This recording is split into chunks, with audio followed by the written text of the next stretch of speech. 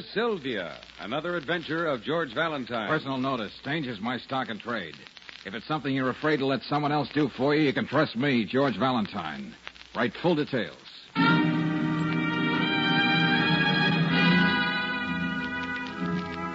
Dear Mr. Valentine, is she trying to get me out of her life, or is it my imagination? Is she in love with someone else, or am I just going mad with jealousy? I've got to know these things about Sylvia, or I won't be able to go on. Maybe it's weak and degrading for a man to grovel like this, but you've got to help me. I'll be waiting for you at my home. Waiting for you at my home between the hours of 2 and 4. Gratefully yours, Leslie Graham. Uh-huh. Whoever wrote this letter had a hard time keeping the pen on the paper, Brooksy. Oh, it's a pretty pathetic letter to swallow, George. It ain't pablum, Angel. The guy's in a bad way. Well, I don't see how you fit in. This is something for the psychiatrist's couch. Yeah, maybe so. But I'm curious. Hmm? Who was Sylvia? What is she?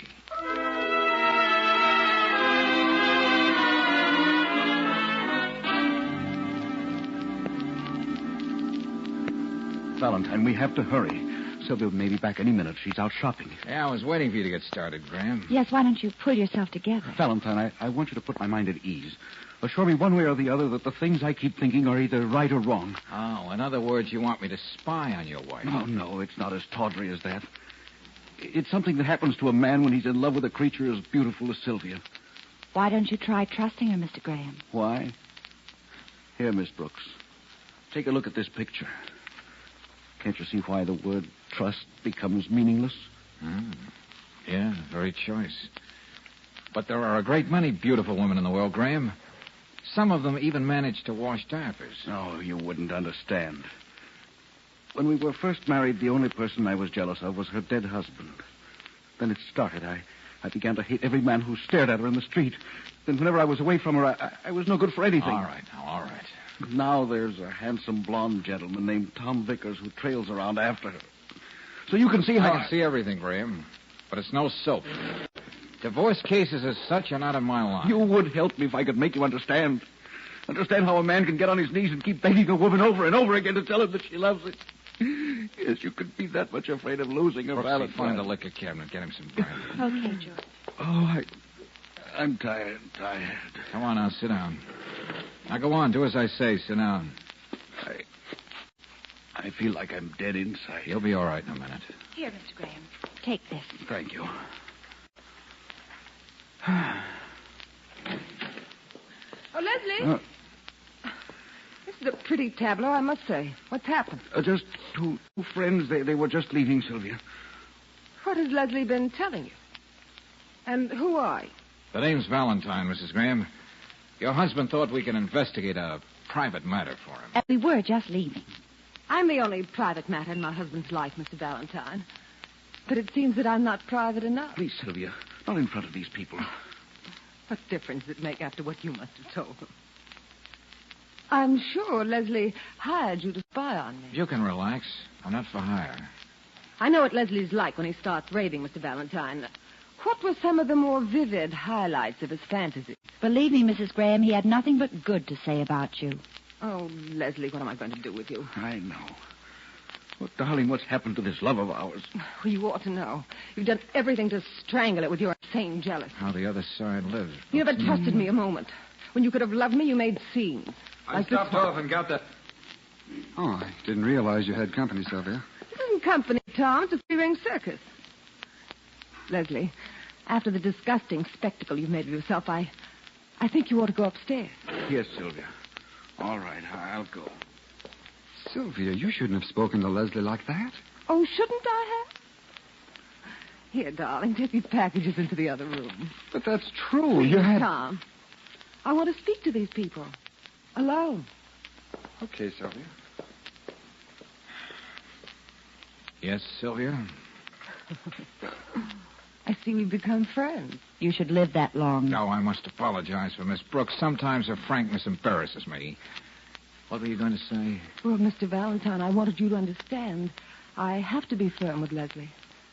If I coddled him, he'd only feel sorry for himself. Well, it seems to me that when a man's in a state like that, even a very beautiful wife could find a touch of kindness in her. Good night, Sylvia. Good night. You didn't mention your first name. Oh, never knew fresh air could smell so good. Oh, I think I know the secret of Sylvia's attraction. She wears knockout drops for perfume. Who is Sylvia? Well, the beautiful Sylvia seems to have made an impression. Brooksy, I got a fast research job for you. Back files down at the newspaper. What do you mean, George? There's a house full of dynamite back there, Angel. And when and if the blow-off comes, I want to be well informed. Curious again? Still curious. Who is Sylvia? What is she?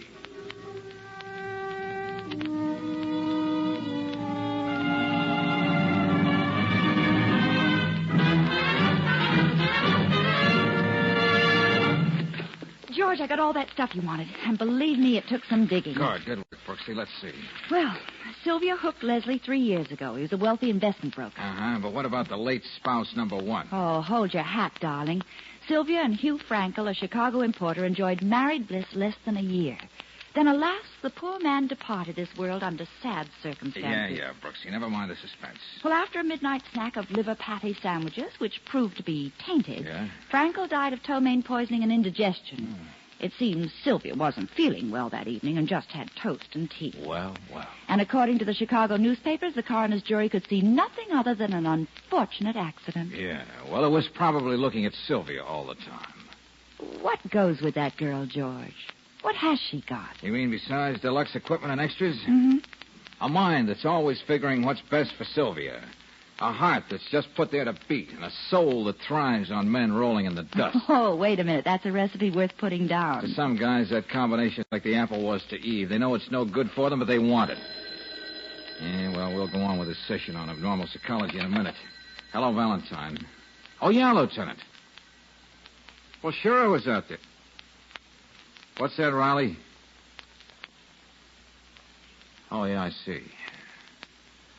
Yeah, of course I'll be right there. What is it, George? For Lieutenant Riley, that was a short conversation. The good lieutenant happens to be very busy at the Grahams. The Grahams? Yeah, Brooksy. Leslie Graham killed himself this evening.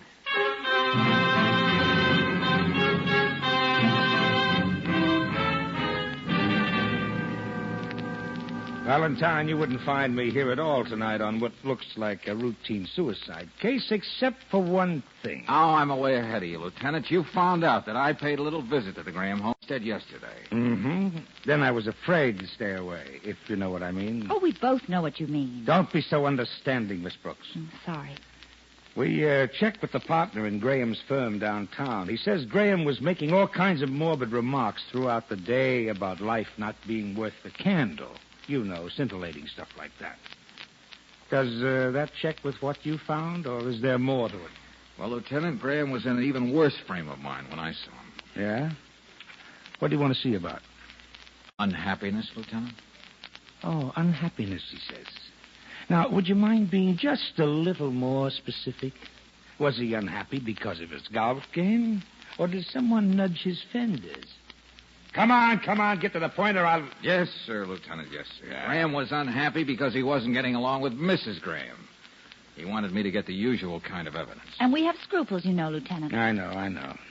Well, he wouldn't be the first guy to bump himself off because of a sour marriage. Where is Mrs. Graham? In the drawing room with that whatchamacallit guy, Vickers. Oh, how cozy. Yeah. Hey, Doc, are you through? Yes, Lieutenant. Seems to be just as the family doctor said. And what was that? Oh, hello, Valentine. Graham loaded his highball glass full of Renapol, Lieutenant. Renapol? Yeah. You can buy it in any drugstore. You don't need a prescription. It's specific for headaches, mostly migraine. Well, wouldn't Graham have to take a lot of it? He took a whole bottle. Oh. And with whiskey, that really means a one-way ticket. Anyway, he didn't find it hard to take. It's practically tasteless. Well, I'll go and tell Mrs. Graham. There'll be an inquest in a couple of days. And I'll go write out my report. So long, Doc. All right, my fancy friend. Why did you hold out on the lieutenant like that? Did I do that? Oh, stop being coy, George. Well, everything I said was the absolute truth. Yeah, but you didn't say enough. You could have made this thing look more like murder and less like suicide. You know, house full of dynamite, the first husband who was crazy for liver patty sandwiches. Well, you heard the lieutenant, Angel. There'll be an inquest, so the facts will come out a few days later. Yes, but what's the idea? Just this, Brooksy. I want Sylvia to play her hand as though she had all the cards in the deck. Give her every chance to make a slip. Oh. George. What have you got there under your top coat? You mean this? Oh, you swiped her picture. Oh, now, wait a minute. Yeah, I'm going to put it on my desk and just stare at it. What do you think it'll do to me? It'll get you a black eye from me. Oh, now, look, what's on your mind, George? I don't know, Brooksy. Let's say just a hunch. Now, you run along home. I'm going to pay a few calls on the neighborhood druggists. See you in the morning.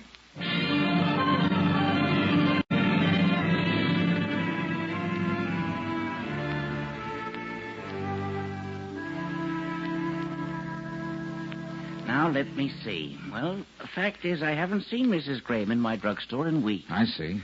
The truth is I sold one bottle of Renopal recently, and that was to a man. Yeah, well, what did he look like? Can you remember? Come on, try. Oh, that's easy. He was a big, strapping fellow. I was saying to myself, who'd think anybody like that would have a head? Yeah, but what did he look like? Broad shoulders, blonde hair, like an athlete. That's enough. Thank you, friend.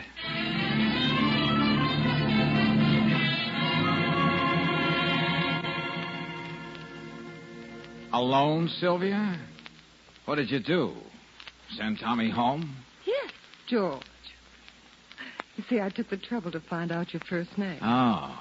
I thought Tommy'd be here trying to comfort you in your bereavement. Well, he was. But his efforts were getting a little too arduous. And I've had a long and hectic day. What do you want? I just wanted to tell you I know Tommy bought that Renopal. Oh, really? Well, maybe he had a headache. Oh, I'm full of all kinds of miscellaneous information tonight. I also know that a certain Mr. Frankel ate his way into an early grave. I'm an ill-starred woman. I just can't keep husband. Well, it should make interesting small talk at the inquest. Oh, you won't get a rise out of me. I can try. How about this? What happened to your picture, Sylvia? What? So you're the one who took it. Well, it's just a picture. I want it back, and you're going to give it to me. Going to the police?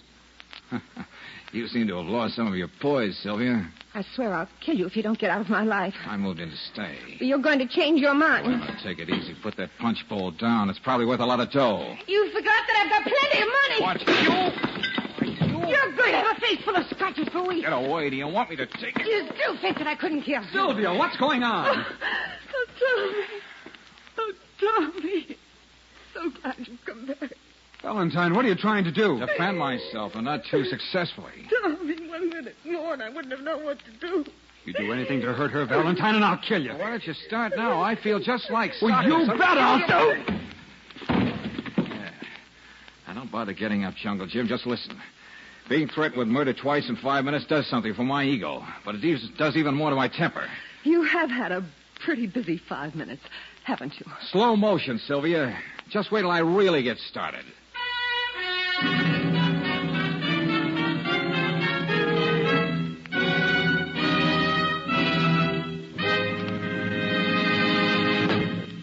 It brings you in deadly conflict with the wife, Sylvia. You can't say she's the most beautiful woman you've ever seen because you haven't seen them all. Yes, Sylvia, who has you threatened with death twice in 5 minutes.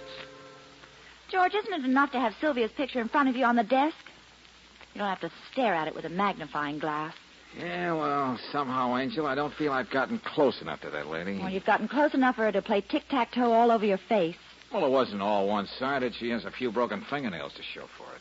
Oh, darling, you know you're skating on thin ice.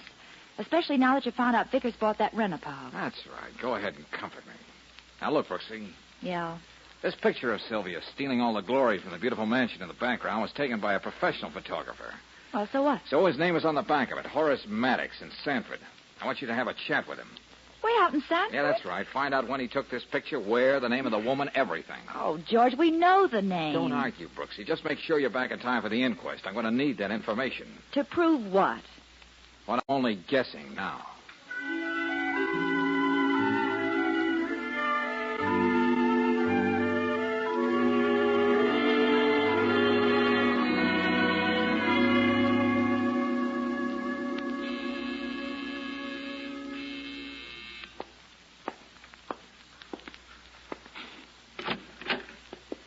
Wow. Hello. I'm not used to receiving ladies in my apartment at this hour. Besides, I don't remember putting you on my list. Aren't you going to ask me in? I really ought to frisk you for deadly weapons first, but come on in. Thank you. All right, Sylvia, what is it? George, why can't you like me? Like you? Why, you're my fluffy little lamb. I know you think I'm here because I want something. Yeah, I bet I know what it is. You were baking a cake and you just ran out of sugar. I want that picture. Oh, no, Sylvia, no fisticuffs tonight. No, this time I'm willing to pay for it, George. Hmm? In exchange, you can have me and everything I've got. Wow, that's like being offered Fort Knox and throwing in Hedy Lamarr as an afterthought. I think I'd like the arrangement, too. I have an idea that you'd be the first man I ever met who'd be able to tell me what to do. Well, thanks. That puts me right in the same class with Clyde Beatty. As far as money's concerned, George, you may know what you're getting. I don't want there to be any unknown quantity in the deal.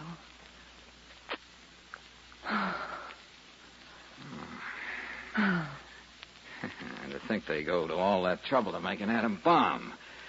Well? Look, Sylvia, I want to live a little longer. You're as treacherous as the ragged edge of an open tin can. Now, get What? this straight. I'm sticking with this case, even if it gives me gray hair and bursitis in the left shoulder. All right. Now I've got a surprise for you. Here we go. Yesterday, Tommy Vickers and I were married. Okay. You can stop rocking on your heels, George. Married to Vickers? And still making fancy offers? That could have been arranged. You just have to wait a little while. Oh, brother, this is the jackpot. First Hugh Frankel, then Leslie Graham, then Tom Vickers. Then eventually one George Valentine. I don't know what you mean. Are you crazy? Never mind that. Let me tell you why I married Tom. No, let me tell you, because I'm a chump, a knothead. With what I knew, I could have stopped it. Yes, but you didn't, Don. Now, when this case comes to trial, you won't have to testify against Tommy. All the background of this sordid little triangle. The story I'll tell is that I knew suspicion might point to Tom, but to show my faith in his innocence, I married him anyway. Oh, I gotta hand it to you, Sylvia. Me too. The other way. It's too bad one of us has to lose. And it's not going to be me.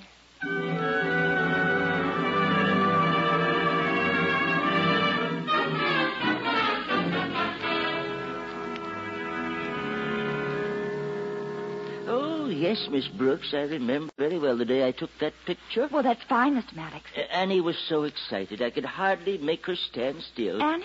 Why, yes. Annie Ferguson, that's her name. Oh, yes, please go on. She was so beautiful that day. She kept rattling on about her father's mansion. She wanted to make sure that I got Woody Crest into the picture. In a way, it was, well, a little pathetic. Well, is there anything else you can remember about her? Well, I know she couldn't have been very happy there because shortly afterwards she ran away. Oh, I see. Well, now tell me, just how do I get to this Woody Crest? Oh, it's just on the outskirts of town. Any cab will take you there. Oh, that's fine. They'll be glad to see you. I know they've been trying to locate Annie all these years.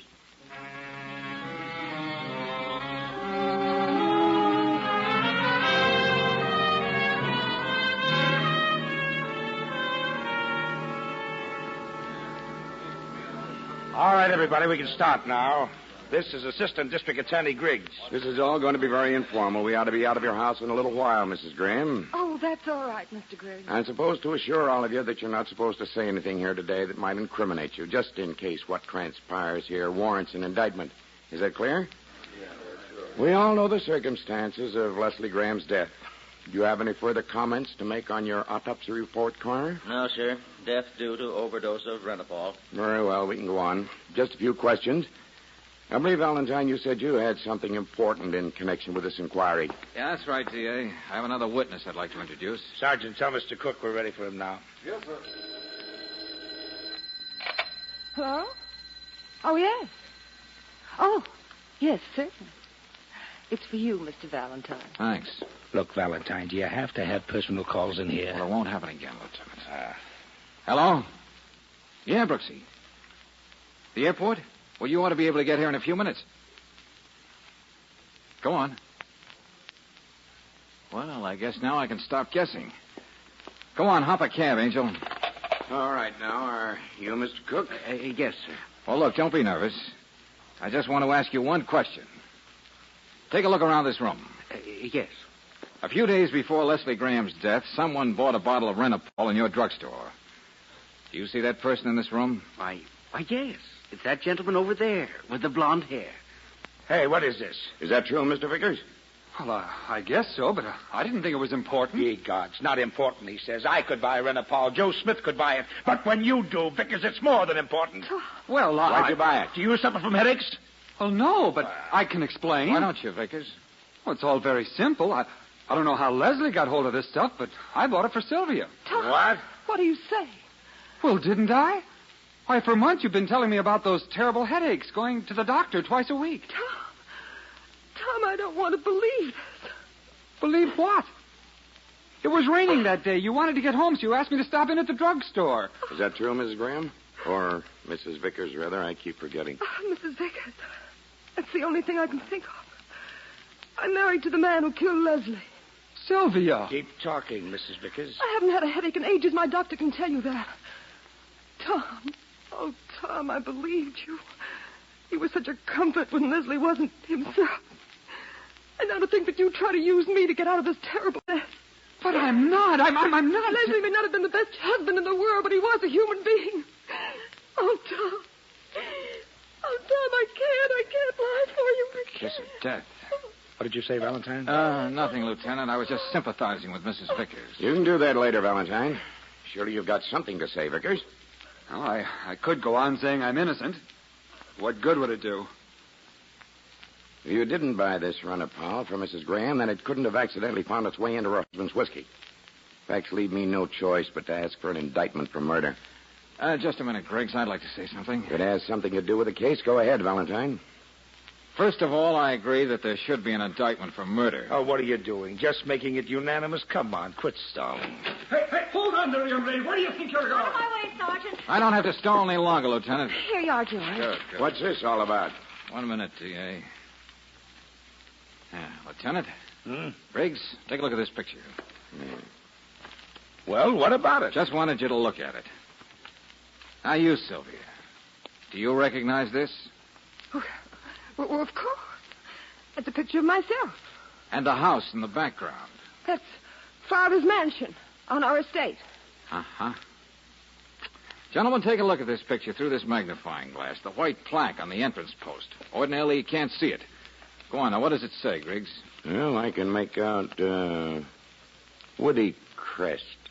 Okay, that's the name of the place. But there's another word that follows. You can only see the first 2 letters. The shrubbery covers the rest. Well, that's right. S-A... Well? Surprisingly few words in the English language beginning with S-A that fit with Woody Crest. Would you give us that word, Sylvia? No! Brooksy, you just came from Sanford. What did you find Woody Crest was?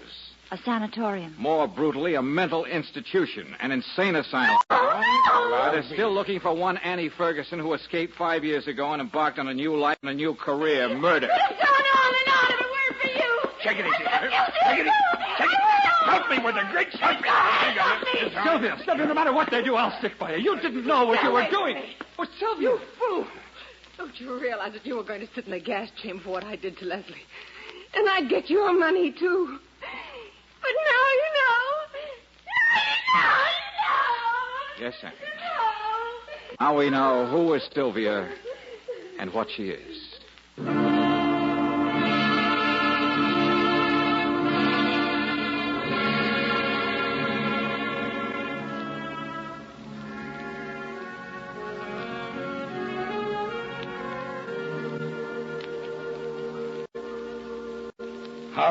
All right, Valentine. You were as smart as a whip. But don't think I'm forgetting you held out on me. Well, I'm sorry, Lieutenant. I thought that was the only way to do it. But the next time... Time. Back to your corners, gentlemen. Oh, saved by the bell. Oh, darling, I know your mind moves in mysterious ways, but... Yeah? But what made you so sure it was murder and it had to be Sylvia? Well, no matter how much of a patsy Tommy Boy is, he wouldn't buy any poisonous substance right at the corner drugstore. That's when I vaguely began to suspect some kind of a trap. More coffee, folks? Oh, yes, yeah, please. yes. I'd like When some. you're through there, I'll take a check, Sylvia. What's your name, sister? Sylvia. I don't feel so good. I don't think I want any more coffee. I want to go home.